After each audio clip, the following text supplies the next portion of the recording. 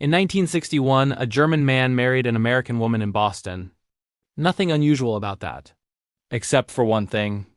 The groom's father had tried to kill the bride's father during World War II, and the bride's father had sunk the groom's father's submarine.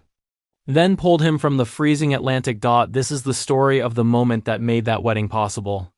A moment of mercy in the middle of war that transformed enemies into family. April 16, 1945. Mid-Atlantic. Approximately 300 miles west of Ireland. Captain Lieutenant Werner Hartmann clung to a piece of wreckage in the freezing North Atlantic, watching his U-boat U-518 slip beneath the waves. The 36-year-old submarine commander had been at sea for 23 days. Now, after a depth-charge attack by an American destroyer escort, he was watching his command and 13 of his crew disappear into the darkness below. The water temperature was 42 degrees Fahrenheit. Hartmann knew the statistics. At this temperature, most men would lose consciousness within 30 minutes. Death would follow shortly after. But as he looked up and saw the USS Buckley turning toward the survivors, he felt a fear that had nothing to do with hypothermia. He expected execution. For 4 years, Goebbels' propaganda ministry had filled every Wehrmacht briefing with stories of American brutality. Hartmann had heard the reports. U-boat cruise machine gunned in the water. Prisoners tortured for intelligence. Bodies thrown overboard. As a U-boat captain who had sent 9 Allied merchant ships to the bottom, killing hundreds of sailors, he assumed the Americans would exact immediate revenge. His teeth chattered uncontrollably. Salt spray stung his eyes. He could hear his executive officer, Oberleutnant Klaus Müller, gasping for air 20 meters away, struggling to keep his head above the swells.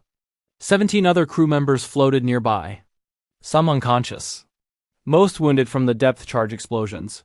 The destroyer's searchlights swept across the water, illuminating the oil slick and debris field.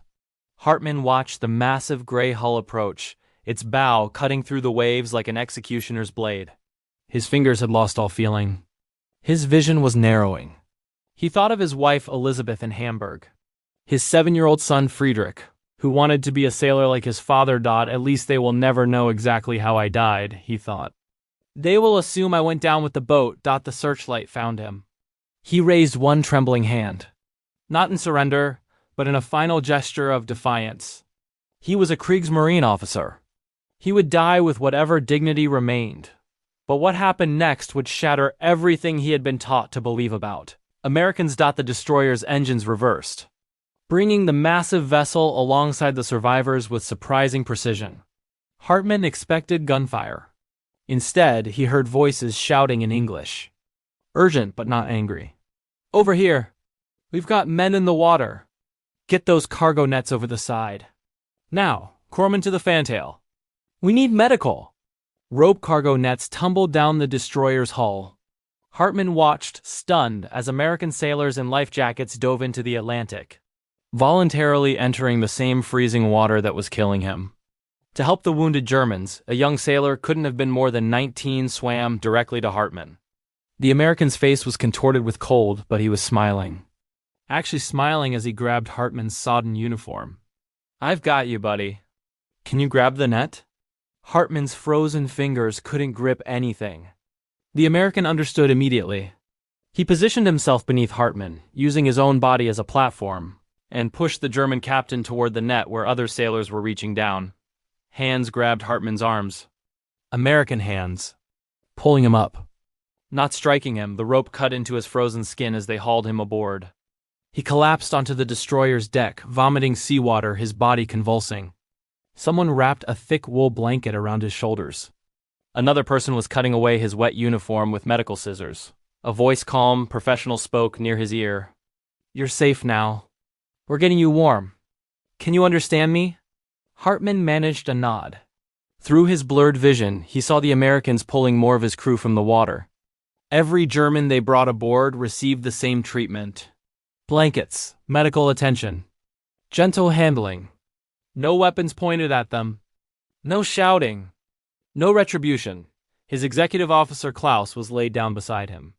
A young American medic, his medical armband clearly visible, was already working on a deep gash in Klaus's scalp. This one's in shock. Get me warm saline and more blankets. Hartman tried to speak, but his jaw wouldn't work. The cold had locked his muscles. An older sailor, a chief petty officer with gray in his hair, knelt beside him. "Don't try to talk yet, Captain." The chief had somehow identified Hartman's rank from his uniform insignia. "You're on the USS Buckley. We're going to take care of you and your men. All of them." The chief pulled the blanket tighter around Hartman's shoulders. Then he did something Hartman would never forget.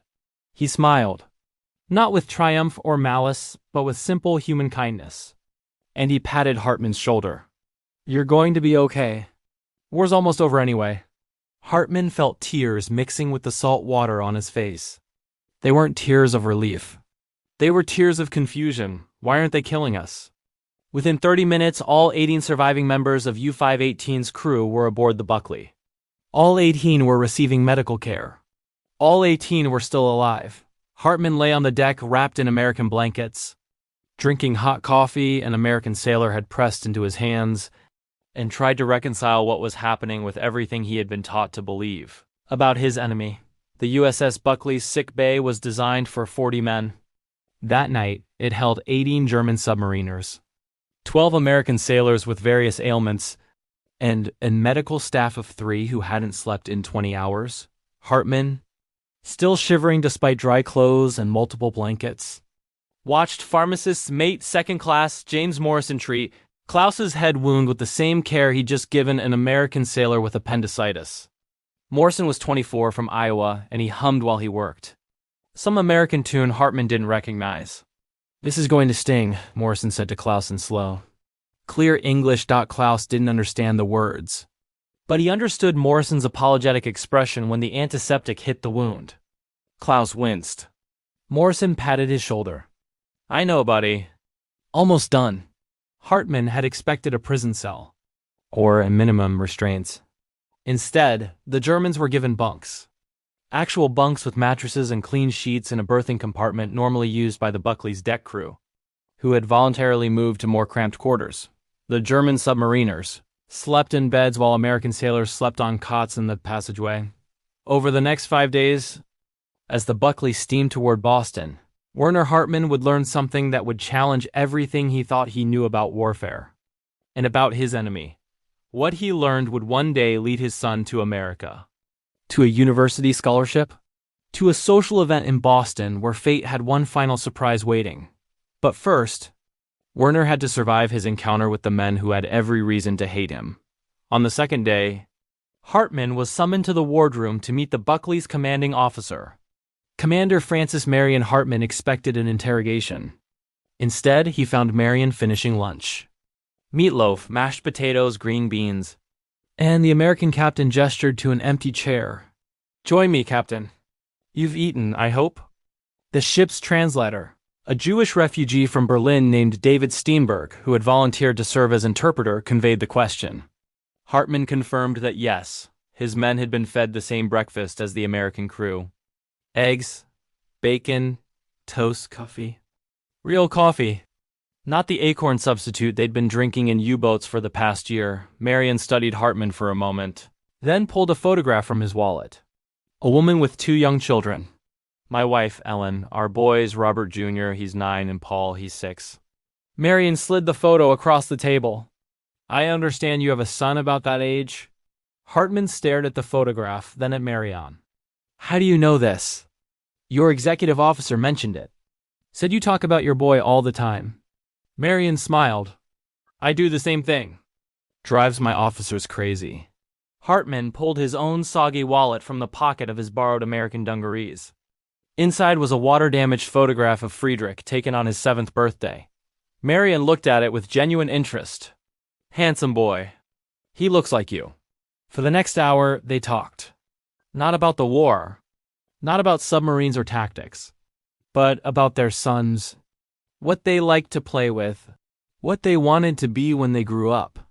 The ordinary concerns of fathers separated from their children by circumstance. When Hartman stood to leave, Marion stood too and extended his hand. Hartman hesitated, then shook it. "The war will end soon, Captain. When it does, you'll see your son again. I give you my word as a naval officer." The moment that most affected Hartman came on the 4th day. He was on deck, watching the Atlantic roll by when Chief Bosun's mate William Bill Thompson sat down beside him. Thompson was 41, a veteran of the First World War with a weathered face and hands scarred from decades of line handling. He was typical of his generation. Men who had survived one world war fought in another and still believed enemies could become friends. He offered Hartman a cigarette, lit both, and they sat in silence for several minutes. "My brother's ship got torpedoed in 1942, Thompson finally said. Merchant Marine. North Atlantic convoy." Hartman felt his chest tighten. Through Steinberg, who had quietly appeared to translate, he managed, "I am sorry." "Yeah, me too. Thompson took a long drag." "The thing is, Captain, I don't blame you personally. You were doing your duty. He was doing his. War's cruel that way. It makes enemies of men who would otherwise be friends." Hartman had no response. Thompson continued, "But the war's ending. When it does, you're going to go home to your boy. You're going to teach him something important." Thompson looked directly at Hartman. "Teach him that enemies in war don't have to be enemies in peace. Teach him that the uniform doesn't make the man. The man makes the uniform." Thompson stood, patted Hartman's shoulder, and walked away. Hartman sat alone on the deck, smoking the American cigarette, and for the first time in 4 years he allowed himself to believe that maybe his son would grow up in a world that remembered this lesson. Werner didn't know it yet, but the little girl in Commander Marion's wallet, his daughter Catherine, would one day walk down an aisle toward Werner's own son. The photograph Marion had shown him with such fatherly pride would become a bridge between their families, connecting former enemies through something stronger than war: love, forgiveness, and the stubborn human belief that yesterday's hatred doesn't have to become tomorrow's inheritance. But that was years away. First, Werner had to survive what came next. His wounded machinist, Bootsman Friedrich Weber, required surgery for internal injuries from the depth charge attack. The Buckley's doctor, Lieutenant Edward Riley, performed the operation with the same care he would have given an American patient. When Weber developed a post-surgical infection, Riley used some of the ship's limited supply of the new antibiotic penicillin to save his life. "Our supply is restricted," Riley explained to Hartman through Steinberg. "But medical need doesn't recognize nationality." The German prisoners were allowed on deck for fresh air, supervised but not shackled. American sailors shared cigarettes with them. The language barrier became something to overcome together, with hand signals and laughter bridging the gap between enemies. On the final evening before reaching Boston, Commander Marion invited all 18 German prisoners to the wardroom for a meal. Real plates, real silverware. American sailors serving German submariners roast chicken and vegetables. Marion stood and raised his coffee cup. "Gentlemen, tomorrow we reach port and you'll be transferred to a POW camp. I want you to know that having you aboard, despite the circumstances, has been an honor.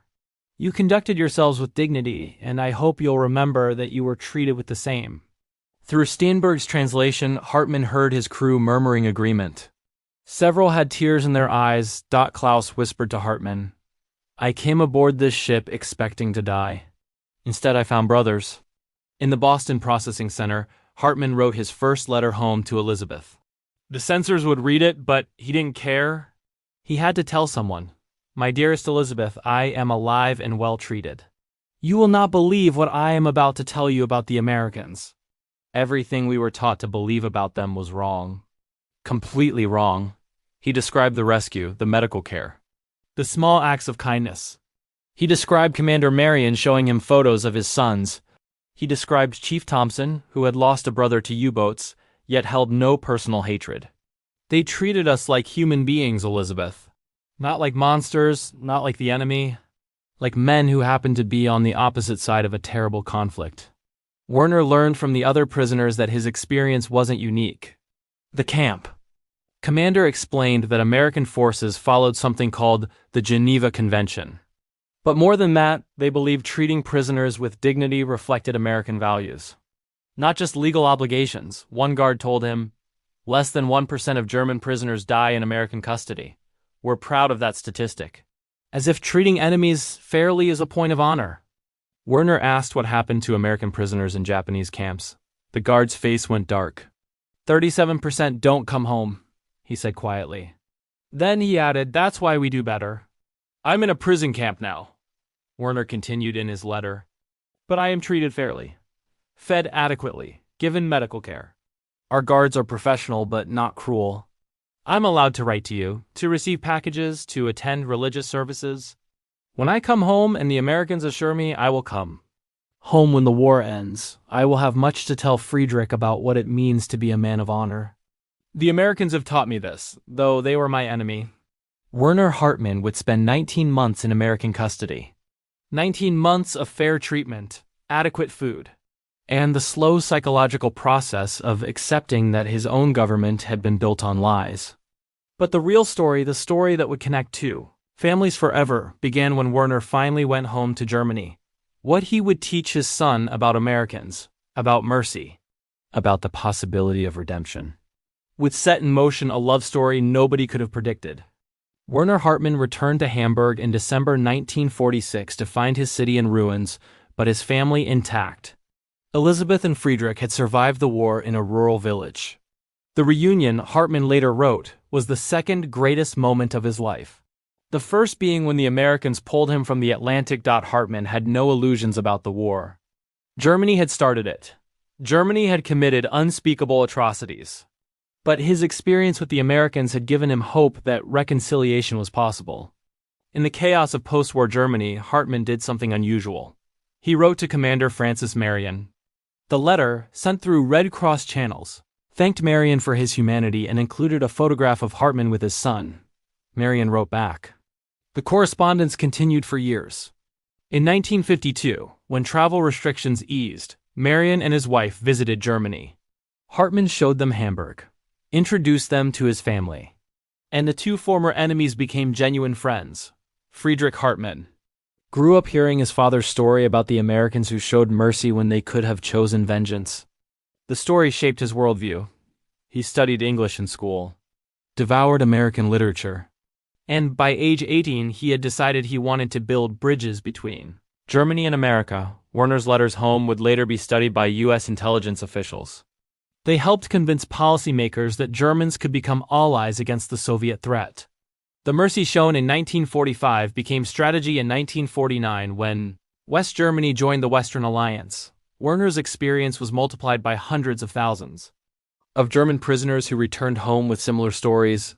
Stories that influenced German public opinion during the Cold War. In 1959, Friedrich won a scholarship to study marine engineering at the University of Rhode Island. His father's connections with Marion had helped, but Friedrich's own academic achievement earned him the opportunity. That fall, Friedrich attended a social event in Boston for international students. The gathering was meant to help foreign students meet American families who might host them for holidays. Friedrich was discussing his studies with an older gentleman when a young woman approached. She had dark hair, intelligent eyes, and a warm smile that immediately put him at ease. "Catherine Marion," she introduced herself. "My father said I should look for German engineering students tonight. Are you the Friedrich Hartmann from Rhode Island?" Friedrich felt the world tilt slightly. "Marion, your father is Commander Francis Marion? Retired now, but yes, you're Werner Hartmann's son, aren't you? Dad has told me so much about your father." Neither knew the connection until Friedrich brought Catherine home to meet his parents during Christmas break. When Werner opened the door and saw Marion's daughter standing in his living room, he reportedly stood frozen for a full minute, then laughed until tears ran down his face. "Francis, you old sea dog, did you plan this?" Werner later wrote to his friend. Marion's reply, "Werner, I couldn't have planned something this perfect if I tried. If they're happy, I'm happy." Friedrich and Catherine married in 1961 in a ceremony that drew attention from both American and German newspapers. The wedding took place in Boston at a small church near the harbor where the USS Buckley had once docked. Werner Hartmann and Francis Marion stood together as the wedding party photographs were taken. The U-boat captain who had tried to sink Allied ships and the destroyer commander who had rescued him from the sea. Now fathers-in-law to the same grandchildren? Catherine wore her mother Ellen's wedding dress, altered to fit. Friedrich wore his father's German naval dress uniform, stripped of Nazi insignia but still recognizable. Some guests found it uncomfortable. Marion had insisted. "That uniform represents a sailor who did his duty," Marion told critics. The man wearing it learned something from us that day in the Atlantic. Let him honor both sides of who he is. At the reception, Werner gave a toast that left few eyes dry. When I was freezing in the Atlantic, I expected death. I expected vengeance.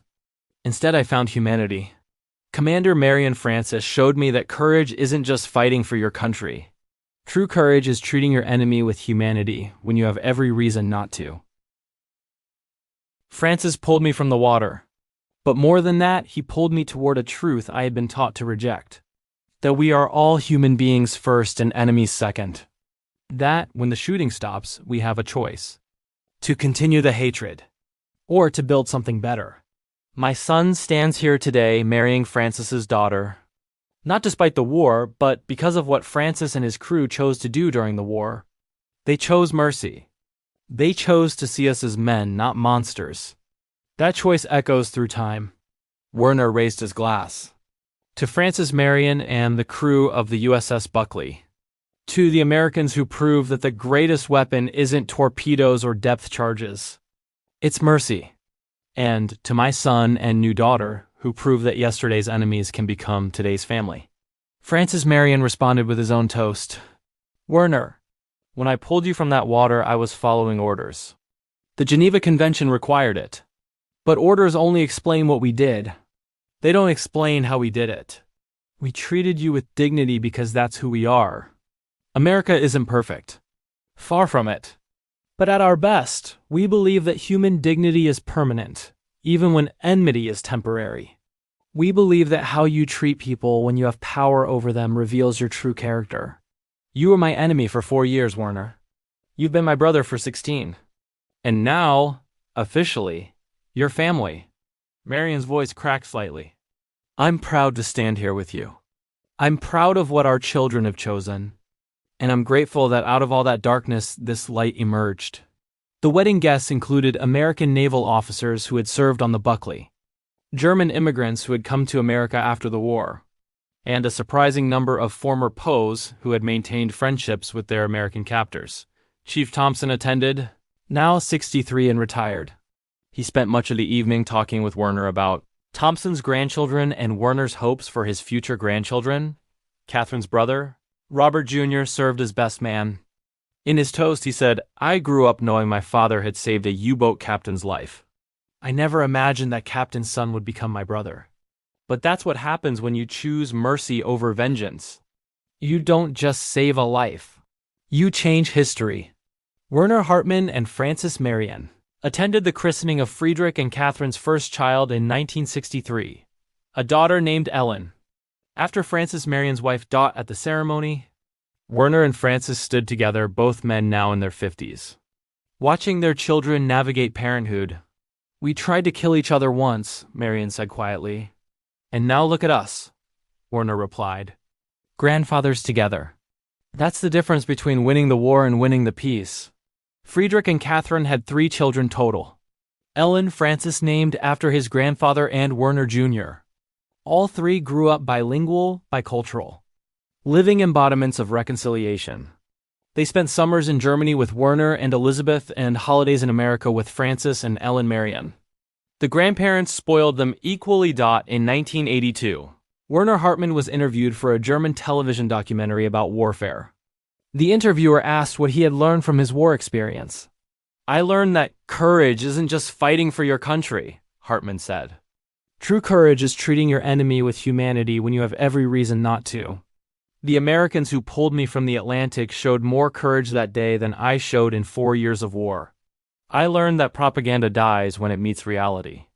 Every falsehood we'd been told about Americans was destroyed by Commander Marion offering me coffee and showing me pictures of his sons. And I learned that the greatest weapon isn't torpedoes or depth charges. It's mercy. The Americans won me over more completely with blankets and medical care than they ever could have with bullets. The interviewer pressed. But weren't you angry? You'd been fighting for Germany and they were the enemy. Yes, I was angry. At first I was confused, then humbled, then grateful. But the deepest emotion was shame. Shame that I'd believed the lies. Shame that I'd thought Americans were monsters. Shame that it took being captured to see the truth. But the Americans didn't rub that shame in my face. They treated me with dignity, which made the lesson even more powerful. They showed me who they were through their actions.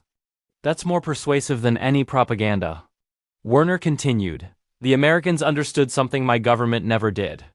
That the war would end, and what mattered was the world we built afterward. They treated us well not because we deserved it. We didn't. They treated us well because that's who they are. Millions of German prisoners returned home with stories like mine.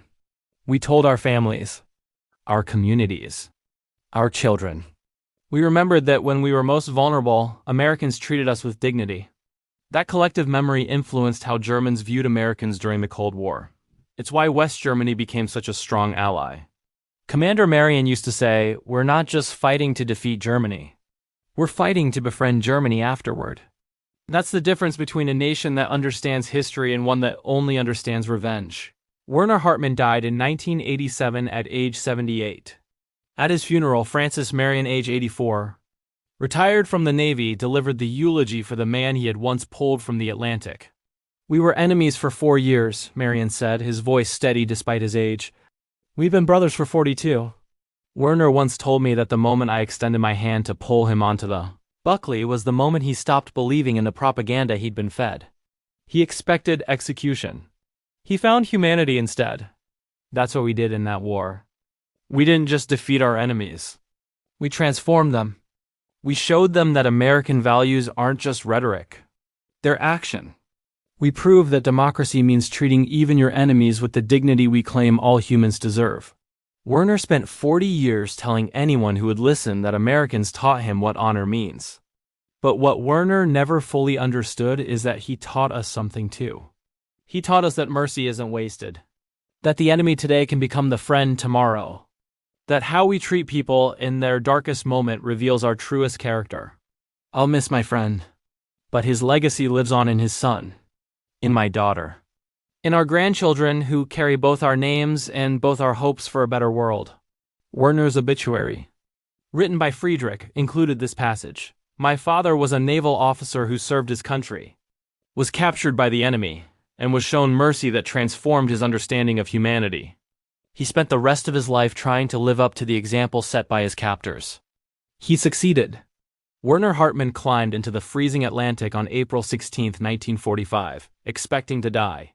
He expected execution, or at best brutality. He'd been taught that Americans were cruel, vengeful, merciless. Instead, American sailors dove into that same freezing water to save him. They gave him blankets, medical care, coffee and conversation. They showed him photos of their children. They treated him like a man, not a monster. That mercy didn't just save his life.